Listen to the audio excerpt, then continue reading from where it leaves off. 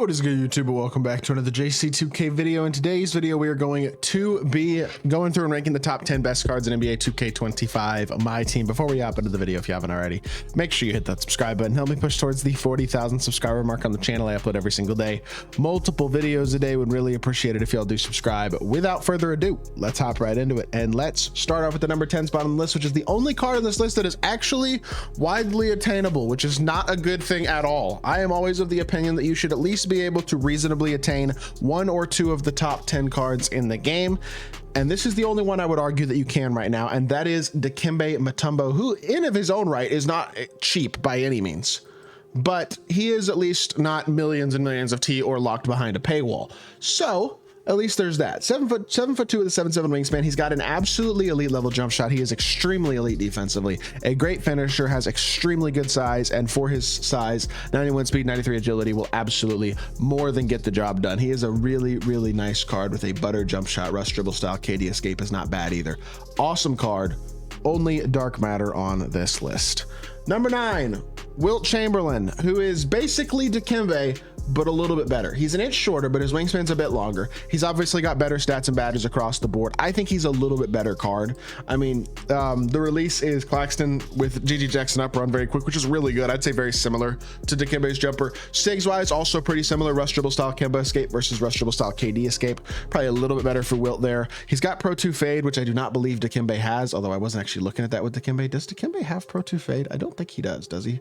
Fade. He's got normal fade. Okay, yeah, so Wilt's got a little bit better fade. I just think as a whole, Wilt's a little bit better card. So in my opinion, Wilt comes in at the number 9 spot.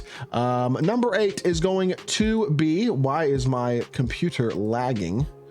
Hello, what are we doing? Sorry, number 8 is going to be Invincible Julius Erving, our first Invincible on the list. These Invincible cards are insane. 6'7" with 6'11" wingspan. I mean, it feels almost pointless making this list because of how many Invincibles there are on this list. These cards aren't attainable for like 99% of the community. You know what I mean? Like, I can't get it. I don't have enough MT to get an Invincible besides maybe Dr. J right now. And I have more MT than the vast majority of people do at almost 3 mil. Dr. J is the only card in the game that's an Invincible that might be attainable for me. He's absolutely elite. Of course, stats and badges are awesome. 6'7" with 6'11" wingspan, incredible jumper. It's the same jumper, but it's on very quick now. Pro 2 fade, perfect sigs. I mean, he's cracked. As all the Invincibles are. In my opinion, he's the second best shooting guard in the game. Assuming that you don't consider a guy like Jimmy Butler a shooting guard, who is very similar to Dr. J, but he's point guard eligible.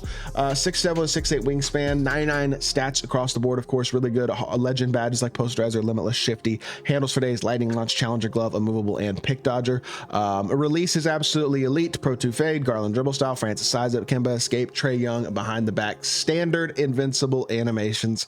Another absolutely dominant card here in My Team. And then moving on to the number 6 spot on the list, we have Mr. Benjamin Simmons, 6'10" point guard. The value of this card is obviously the size. He is not an Invincible, but he damn near is. I mean, he's not missing what I would consider any super important Hall of Fame badges, maybe unpluckable, but that's about it. Like, realistically, he's not missing anything of importance to him.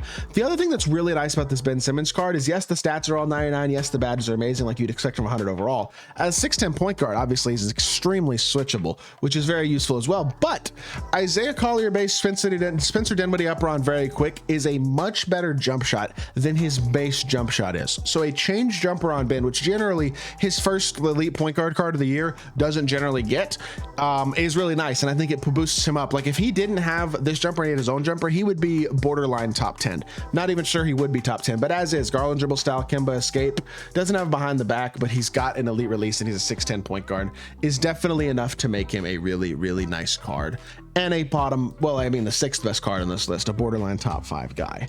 Now, looking at this top 5, it's ridiculous. These cards are the most unattainable and ridiculously elite cards in My Team. Starting with Invincible Giannis Antetokounmpo, who is 99 stats across the board, bunch of legend defensive badges, Lightning Launch, Posterizer, Rise Up as well. He's got his own release, he's got Jarrett Culver base, KCP up run very quick, which is elite, Pro 2 fade, Garland dribble style, Francis size up, Kemba escape, and Trae Young behind the back. Standard in-game animation type stuff as a 6'11" small forward with Giannis's animations. I mean, in terms of his like defense and stuff, he is just cold. An absolutely elite level card, top 5 card in the game for sure. Number 4. KD, 6'10 shooting guard, 7'5 wingspan. His size at shooting guard might even be more valuable than Giannis's at small forward. The main reason I have him one spot above Giannis is because I do believe his positional versatility makes him a little more valuable. He's a little smaller than Giannis, but he also is bigger than Giannis, it feels like, at his position at this point in the game. Now, they're both really good cards. Garland dribble style, Francis size up, Curry escape, Trey behind the back. Really, really nice for sure. Just a really well-rounded, really, really good card again. But I think I prefer KD just slightly. Obviously, they're basically going to give you very similar things on the court. I think I prefer KD just slightly because of his shooting guard eligibility instead of Giannis's small forward eligibility. Moving on to the number 3 spot on the list, 7'6", 99 speed. Like, Yao Ming is broken. The last non-invincible card on the list is still like 5 million MT, by the way. It's not like he's affordable compared to the invincibles. He's as expensive as some of the invincibles. Absolutely ridiculous card. One of the very most overpowered cards in the game. He's also a card you just really can't counter. Like, I don't know how to counter this card. As like somebody who's played against him a few times, he kind of just destroys no matter what. Like, guys like Mark Eaton and Wemby and guys like that can try to compete size wise, but he just realistically destroys. And he's an insane card. Absolutely correct. Easily the best. Well, was the best center in the game anyway, but a top 3 card in the game. Number 2 is going to be Nikola Jokic. When you can get a 6'11" point guard with a 7'3" wingspan who can literally do everything perfectly, that's kind of overpowered. You know what I mean? The switchability of this card is unlike any other, even Ben Simmons. He's just bigger. He's just he's a legitimate big man at the point guard position, which is absolutely nasty, obviously. And then you add into that the fact that he has got an incredible release in Pro 2 Fade and all the perfect sigs like Steph escape, Trey behind the back, Francis size up, and Garland dribble style. Seems like all the invincibles are getting Garland dribble style, Francis size up, and Trey behind the back with either Curry or Kemba escape, which I am totally fine with.